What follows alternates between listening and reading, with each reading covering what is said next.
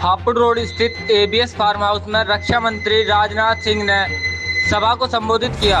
इस दौरान पुलिस के कड़े इंतजाम किए गए थे। हेलीकॉप्टर से मोदी नगर पहुंचने पर भाजपाइयों ने पुष्प वर्षा कर स्वागत किया। सर्वप्रथम भारत के रक्षा मंत्री राजनाथ सिंह महामाया मंदिर परिसर पहुंचे, जहां उन्होंने माता का आशीर्वाद लिया। इसके उपरांत Rajnath Singh ABS farm house में सभा को संबोधित करने पहुंचे थे। उन्होंने कहा, उत्तर प्रदेश की योगी एवं केंद्र की मोदी सरकार ने गुणराज का खात्मा, महिलाओं की सुरक्षा, लोगों को पक्के मकान सहित काफी सारी योजनाओं लोगों तक पहुंचाई है। सभा समाप्त होने के उपरांत रक्षा मंत्री राजनाथ सिंह मोदी पवन कॉलोनी पहुंचे, जहां उनका कॉलोनी वासियों ने भव्य स्वागत किया। इस दौरान उन्होंने डोर टू डोर लोगों से जनसंपर्क भी किया। इस दौरान मुख्य रूप से सांसद सत्यपाल सिंह, वरिष्ठ भाजपा नेता कांता कर्दम, जिलाध्यक्ष दिनेश सिंघल, भाजपा प्रत्याशी डॉक्टर मंजू सिवाच, ब्लॉक प्रमुख सुचेता सिंह, आशीष चौधरी, स्वदेश जैन आदि लोग मौजूद रहे। श्री सुरेंद्र चंद जी नागर चुनाव प्रभारी और श्री सतन जी त्यागी यहाँ के चुनाव संयोजक, श्री अशोक जी माहेश्वरी चेयरमैन मोदी नगर और श्री नवीन जायसवाल इस मंच के संचालक, और इस कार्यक्रम में मौजूद मेरे सभी सम्मानित बहनों एवं भाइयों। शायद पश्चिमी उत्तर प्रदेश में पहली बार अपने जीवन में इतनी छोटी सभा को संबोधित कर रहा हूं।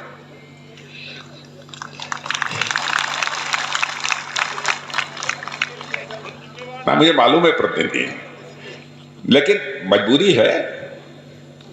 चुनाव आयोग के द्वारा जो प्रतिबंध लगे हैं, चुनाव आयोग के जो निर्देश हैं, उनका हमको पालन करना है। उसी का हम लोग पालन कर रहे हैं, होना भी चाहिए।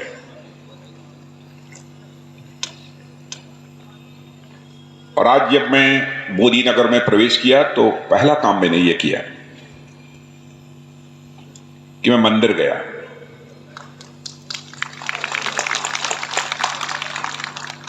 और वहां दर्शन किया। सामान्यतः हम लोगों की आस्था जो हमारे आराध्य होते हैं, देवी देवता, उनके प्रति रहती है। जब लोगों ने कहा कि खीर भवानी का मंदिर, मैंने कहा मैं जानता हूं खीर भवानी का मंदिर वही है। मैंने कहा पहले मैं वहां दर्शन करने चलूंगा, फिर मैं सार्वजनिक सभा को संबोधित करूंगा। और बहनों भाइयों, आपको जानकर खुशी होगी कि जो ही मैं दर्शन कर रहा था, दर्शन समाप्त ही हुआ था, और नीचे झुककर ज्यों ही मैंने ड्योढ़ी से हाथ लगाकर अपने मस्तक पर लगाया, अखाड़ा हुआ, तब तक हमारे आर्मी चीफ का टेलीफोन मुझे प्राप्त हुआ कि भारत वर्ष का जो 17 वर्ष का एक नौजवान कुछ दिनों पहले भारत और चीन की सीमा को लांघकर चीन में प्रवेश कर गया था, और वहां की पीपुल्स लिबरेशन आर्मी यानी वहां की सेना ने उसको अपने कब्जे में ले लिया था। आज हमारा वह नौजवान छूट गया है और वह भारत आ रहा है। बहुत बढ़िया भाई, बहुत बढ़िया।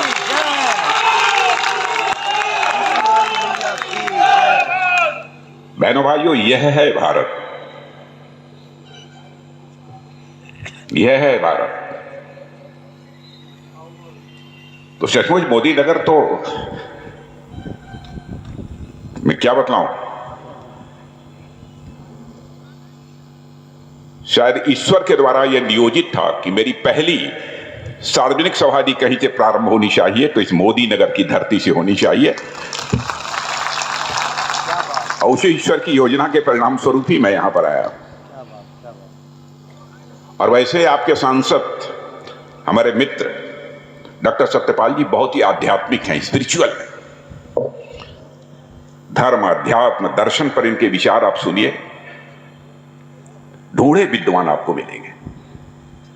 पुलिस विभाग में जो सेवा किया हो, उसकी धर्म आध्यात्म के बारे में इतनी गहरी आस्था, भारत की पुरातन संस्कृति के बारे में जिसका इतना ज्ञान, ये हम सबके लिए गौरव की बात है। उनको तो बोलते हुए मैंने कई बार सुना है, लेकिन पहली बार डॉक्टर मंजू सिवाच से, उनके पतिदेव डॉक्टर देवेंद्र सिवाच, उनसे भेंट तो हमारी हुई थी, लेकिन बोलते हुए डॉक्टर मंजू शिवाज को मैंने इसके पहले कभी नहीं सुना था। पहली बार डॉक्टर मंजू शिवाज को बोलते हुए मैंने सुना है। बहनों भाइयों, मैंने महसूस किया कि मंजू शिवाज के आवाज में खनक है।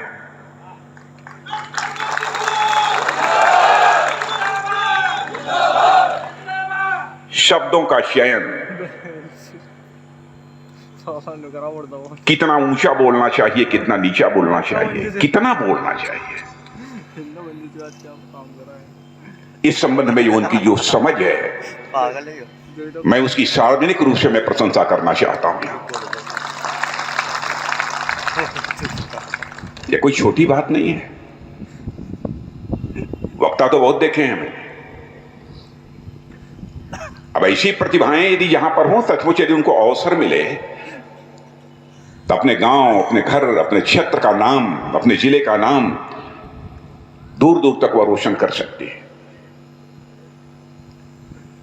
और मैंने देखा कि जिस तरीके का रिस्पांस आप लोगों ने डॉक्टर मंजू शिवाज को दिया है, मेरा तो विश्वास पक्का हो गया है कि आप लोगों ने मन बना लिया है कि पिछली बार से भी अधिक मतों से विजय दिलाकर हमको डॉक्टर मंजू शिवाज को उत्तर प्रदेश की विधानसभा में भेजना है।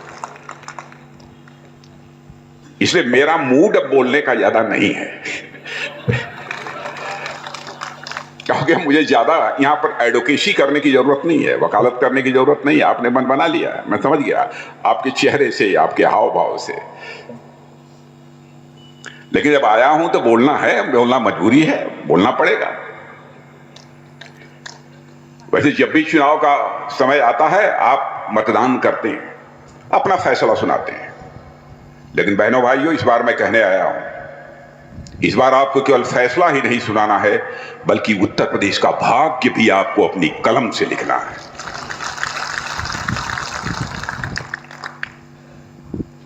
यह मैं अपील करने आया हूं।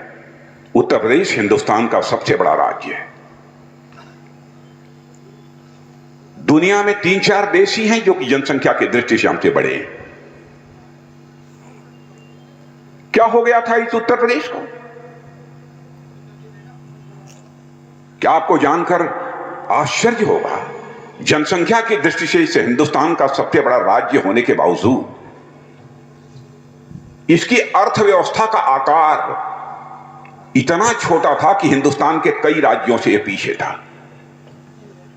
लेकिन मैं बधाई देना चाहता हूं अपने भारत के प्रधानमंत्री मोदी जी को और यहां के मुख्यमंत्री योगी जी को कि 5 वर्षों के अंदर ही इस उत्तर प्रदेश की अर्थव्यवस्था का आकार जो 11 लाख करोड़ था, उसको बढ़ाकर 21 लाख करोड़ करने में कामयाबी हासिल की है। ईज ऑफ डूइंग बिजनेस, आपने सुना होगा। ईज ऑफ डूइंग बिजनेस उसे कहते हैं कि भाई किसी राज्य में कोई बिजनेस करने जाओ, काम धाम करने जाओ, तो किस राज्य में ज्यादा सुविधा रहती है। अधिकांश राज्यों में जाइए, तरह तरह की अड़चने होती हैं, भ्रष्टाचार, घुसखोरी, गुंडागर्दी। लेकिन हमारा यह Uttar Pradesh ease of doing business के मामले में आपको जानकर आश्चर्य होगा, जो पहले कभी 12वें और 12वें स्थान पर हुआ करता था, 5 वर्षों के अंदर हमारे मुख्यमंत्री ने लाकर उसको दूसरे स्थान पर खड़ा कर दिया है। आंकड़े तो बहुत दिए जा सकते हैं, लेकिन जो राष्ट्रीय और अंतर्राष्ट्रीय आंकड़े हैं, नेशनल और इंटरनेशनल एजेंसीज के जो आंकड़े हैं, वही आंकड़े मैं आपके सामने प्रस्तुत कर रहा हूं कि इतना बड़ा काम हुआ, कैसे हुआ। आप सभी जानते हैं, विकास की पहली शर्त होती है कानून और व्यवस्था। कानून और व्यवस्था चुस्त दुरुस्त नहीं होगी तो किसी भी सूरत में उस राज्य का विकास नहीं हो सकता। यह बात पक्की है। मैं तो यह कहता हूं, जब होगा कानून का शासन, तब विकास करेगा योगासन। और उत्तर प्रदेश में जो हालात पैदा हुए हैं, आपको जानकर खुशी होगी, योगासन 84 होते हैं। इन 84 में 83 विकास यहां योगासन कर रहा है। एक योगासन हम लोगों ने छोड़ दिया। 84 में 83 योगासन विकास यहां कर रहा है, 84वां 84th इस आसन को हम लोगों ने छोड़ दिया। आप लोग जानते होंगे वह आसन है शीर्षासन। हम लोगों ने कहा यह आसन विपक्ष करेगा, इसलिए हमने विपक्ष के हवाले कर दिया है।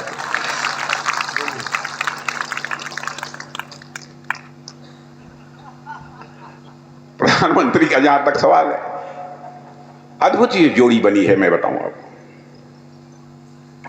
मैं भी मुख्यमंत्री रहा हूं, बहुत लंबे समय तक मुख्यमंत्री नहीं रहा हूं, लेकिन मैं कह सकता हूं कि योगी जी हमसे योग्य मुख्यमंत्री हैं।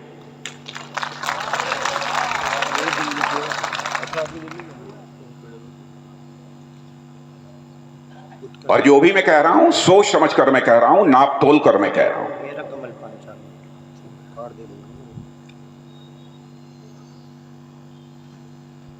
प्रधानमंत्री की भी यदि मैं बात करता हूं, बहनों भाइयों, इस सच्चाई को कोई नकार नहीं सकता है, भले ही हमारा धुर विरोधी क्यों ना हो।